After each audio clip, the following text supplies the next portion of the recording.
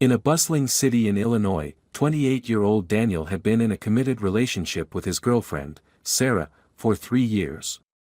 Sarah, 26, was a dedicated nurse at a local hospital, often working long and irregular hours. Daniel, a software developer, had the flexibility of working from home, which allowed him to manage household responsibilities and support Sarah's demanding career. Their relationship was built on mutual trust and understanding, with both partners making efforts to accommodate each other's professional commitments. Their apartment in downtown Chicago was a testament to their compatibility, a perfect blend of Daniel's minimalist taste and Sarah's love for cozy spaces. Daniel had transformed the spare bedroom into a home office, where he worked for a leading tech company.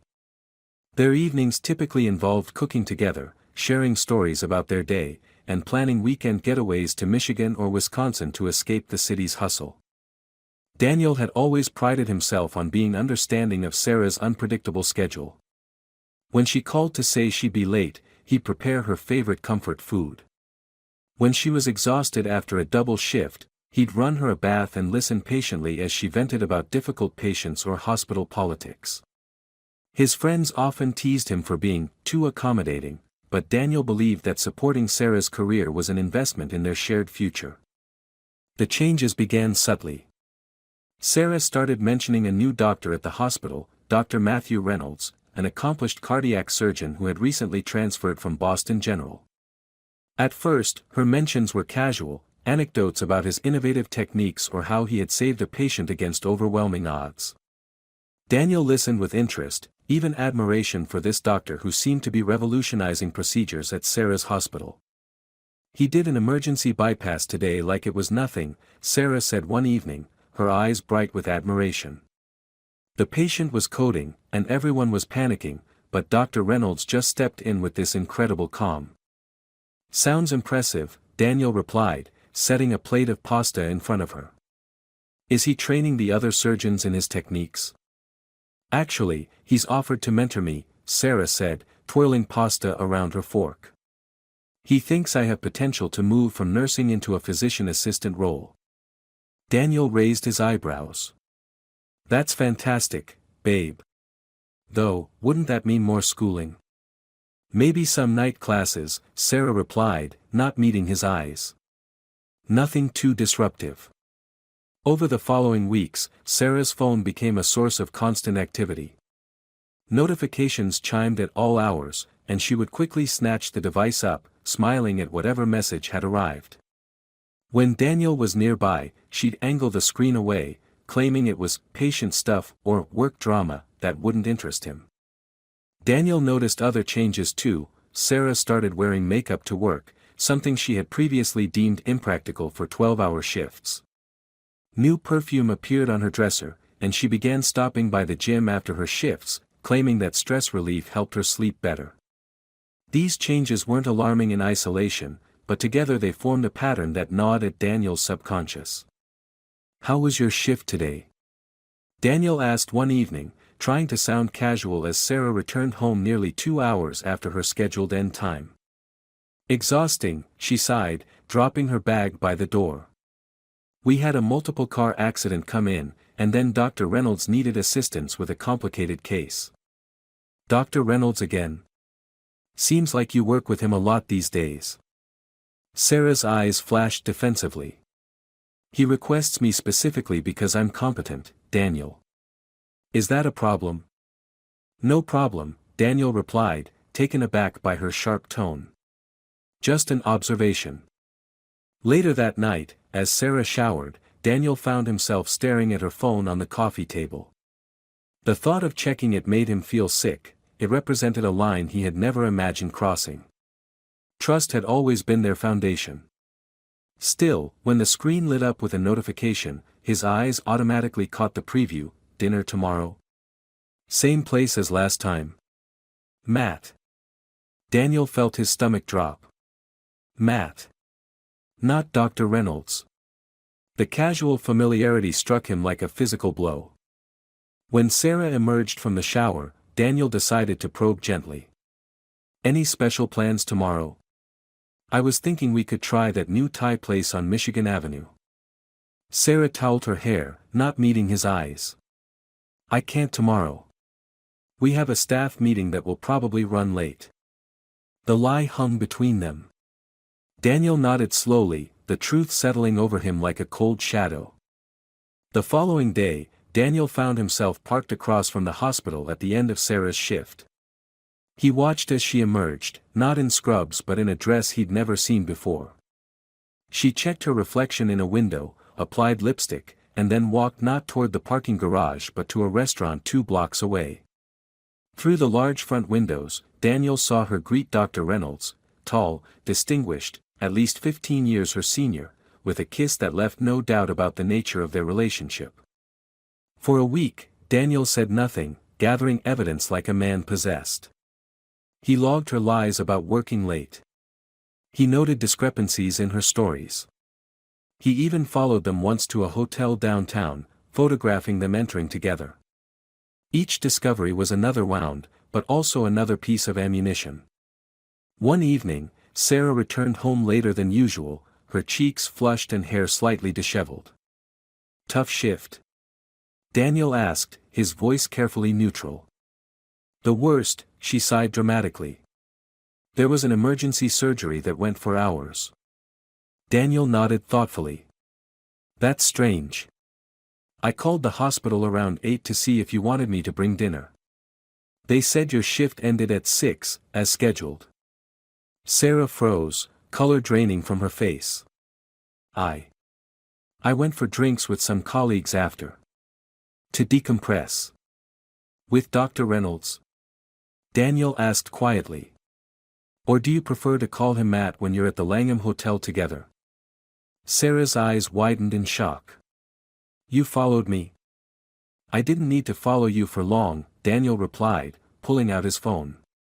You've been careless, Sarah. He showed her the screen, displaying dozens of screenshots he'd taken of messages between her and Matthew whenever she'd left her phone unattended.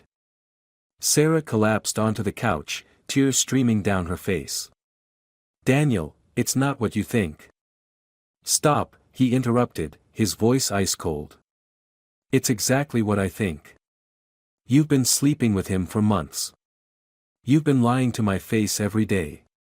You've made me feel crazy for suspecting something that was happening right in front of me. It just happened, she sobbed. The stress at work, the long hours. He understands the pressure in a way that, she stopped abruptly. In a way that I can't. Daniel finished for her. Because I'm just a software developer working from home. Not impressive enough for you anymore. That's not it, Sarah protested weakly. Pack a bag, Daniel said quietly. I don't care where you go, but you're not staying here tonight. Sarah stared at him in disbelief. You're kicking me out. This is my apartment too. Actually, it's not, Daniel replied calmly. The lease is in my name. You insisted on that arrangement so you wouldn't have to worry about bills with your student loans. Remember? The following weeks were a blur of pain and anger for Daniel. Sarah continued to call and text, alternating between tearful apologies and accusations that he was being unreasonable. Her belongings remained in the apartment, a hostage situation that forced continued contact. Daniel's initial impulse to lash out, to expose their affair to the hospital administration or Sarah's family, gradually gave way to a colder, more calculated approach.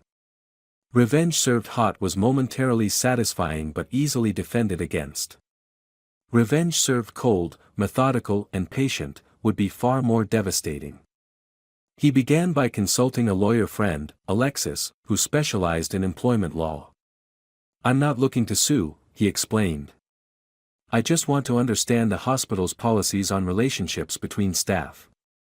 Most hospitals have strict protocols about reporting relationships, especially between people at different levels of authority, Alexis explained.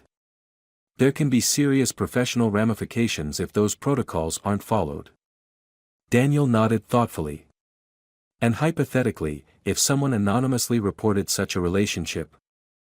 Alexis gave him a knowing look. The hospital would be obligated to investigate. But Daniel, are you sure this is the road you want to go down? "I'm just exploring my options," he replied with a shrug. Instead of taking immediate action, Daniel reached out to Sarah with an olive branch. "We should talk about how to handle the apartment situation," he texted. "And you need to get the rest of your things." When Sarah arrived to collect her belongings, Daniel was cordial, almost friendly. "I've been doing some thinking," he said as she packed clothes into suitcases. "I was hurt, but maybe I overreacted. We were together for 3 years. That counts for something." Sarah looked up, hope flickering across her face. "Really?" "Because I've been miserable, Daniel. What happened with Matthew was a mistake. It's already over." This was a lie. Daniel had seen them together just 2 days prior, but he nodded sympathetically. "These things happen. We got comfortable, took each other for granted. Maybe we both need some space to figure things out." "Yes, exactly," Sarah said eagerly. "Some space doesn't mean it's over forever." Daniel helped her carry her suitcases down to her car, maintaining the facade of amicability. "By the way," he said casually as she was about to leave, "I ran into Jessica from your floor at the coffee shop yesterday." Jessica was a nurse who worked alongside Sarah, known for her office gossip. She mentioned the hospital's implementing some new professional conduct policy. Sounded complicated. Sarah's face tightened almost imperceptibly. "Oh. I haven't heard anything about that." "Probably nothing," Daniel shrugged. "Just thought I'd mention it since she brought it up." The seed had been planted. Over the next few weeks, Daniel maintained sporadic, friendly contact with Sarah while methodically executing his plan. He created an anonymous email account and drafted a detailed letter to the hospital's HR department and ethics committee, outlining the relationship between Dr. Reynolds and Sarah, including dates, locations, and screenshots of messages that proved the relationship had begun while she was directly under his supervision. He didn't send it, not yet. First, he reached out to a former colleague who now worked at Boston General. "Hey Mark, random question. Did you ever work with a Dr. Matthew Reynolds during your time there? He's at Chicago Memorial now." Mark's response was illuminating. "Reynolds? Yeah, he left under a cloud. Rumors about inappropriate relationships with staff. Nothing was ever proven, but the administration was relieved when he resigned." "Why do you ask?" Daniel saved this information carefully. Next, he cultivated a friendship with Jessica, Sarah's coworker, meeting her, coincidentally, at the coffee shop near the hospital several times. Eventually, he confided in her about Sarah's betrayal, strategically sharing his heartbreak while downplaying any desire for vengeance. "The worst part is, I think he's done this before," Daniel said during one coffee meeting. "I heard rumors from his previous hospital. I'm worried about Sarah, honestly." Jessica's eyes widened. "You know, now that you mention it, I've noticed he seems pretty friendly with some of the other nurses too. And Sarah's not the first one he's mentored." "Really? That's concerning," Daniel replied, looking appropriately troubled. "I hope the hospital is paying attention to these dynamics." "Well, after what happened with Dr. Garrison last year, they're supposedly being more vigilant," Jessica said, leaning in conspiratorially. "But people are afraid to report things because Reynolds has a lot of influence with the chief of surgery." Daniel nodded thoughtfully. "It's a difficult situation. I wouldn't want anyone's career damaged because they were manipulated by someone in power." By the time Daniel finally submitted his anonymous report to the hospital, the groundwork had been thoroughly laid. The investigation was swift and merciless. Both Sarah and Dr. Reynolds were called before the ethics committee. Reynolds, with his history from Boston already discovered by the committee, immediately tried to distance himself from the situation, claiming Sarah had pursued him aggressively and he had been trying to extricate himself from the relationship. Sarah, blindsided by his betrayal and the sudden professional scrutiny, found herself isolated. The mentor who had promised to champion her career advancement now denied their relationship had been anything meaningful. Her nursing colleagues, influenced by Jessica's strategic sharing of gossip, viewed her as either a victim of Reynolds' predatory behavior or an ambitious climber who had crossed professional boundaries. Neither perspective was flattering. The committee's decision was severe. Dr. Reynolds was placed on administrative leave pending a full investigation of his conduct at both Chicago Memorial and Boston General. Sarah received a formal reprimand and was transferred to a different department, effectively ending her career advancement opportunities in cardiology.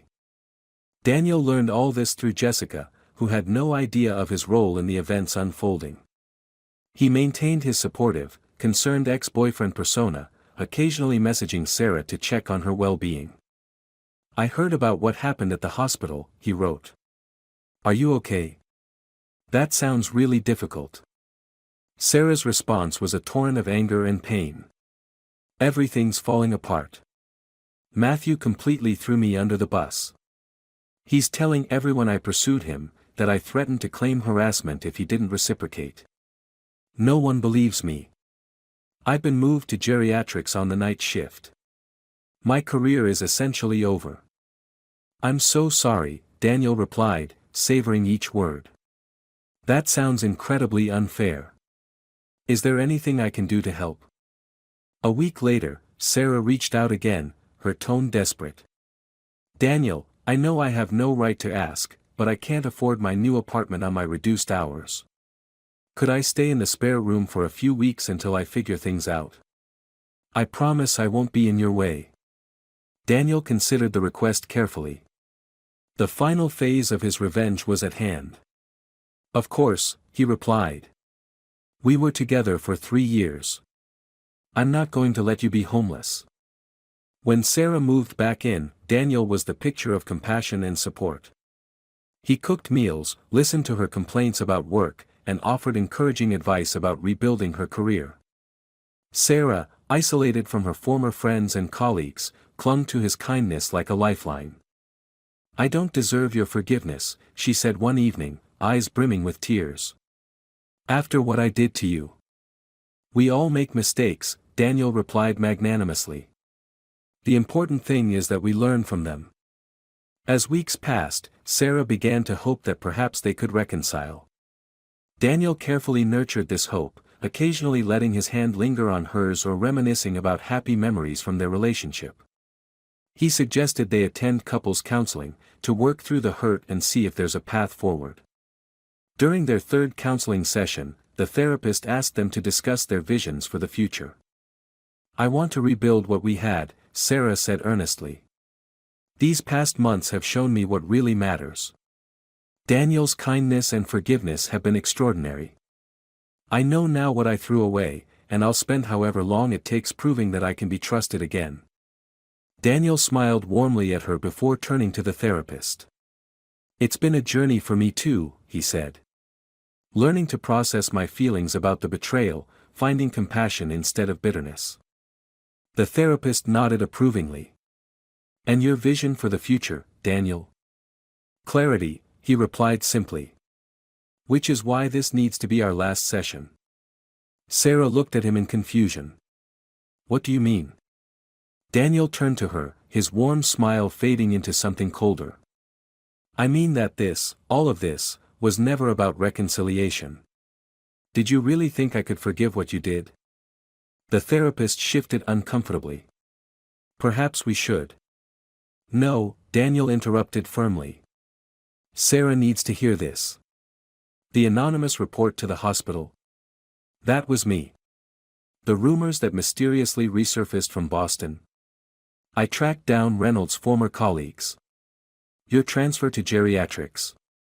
I made sure Jessica knew exactly which members of the ethics committee would be most disturbed by your behavior." Sarah stared at him in horror. You orchestrated all of this? The whole time you were pretending to forgive me? You orchestrated your own downfall when you decided to lie to me for months," Daniel replied calmly. "I just made sure you faced appropriate consequences, professionally and personally. But why let me move back in? Why the counseling?" Sarah's voice cracked with confusion and pain. "Because I wanted you to feel hope before I took it away," Daniel said simply. "The same way you let me believe in our future while you were building a different one with Reynolds." How does it feel, Sarah? To believe someone cares about you, only to discover it was all a calculated lie. The therapist finally intervened. I think we should end this session now. This isn't productive for either of you. Outside the therapist's office, Sarah confronted Daniel on the sidewalk, tears streaming down her face. You're a monster. What you've done is worse than anything I did.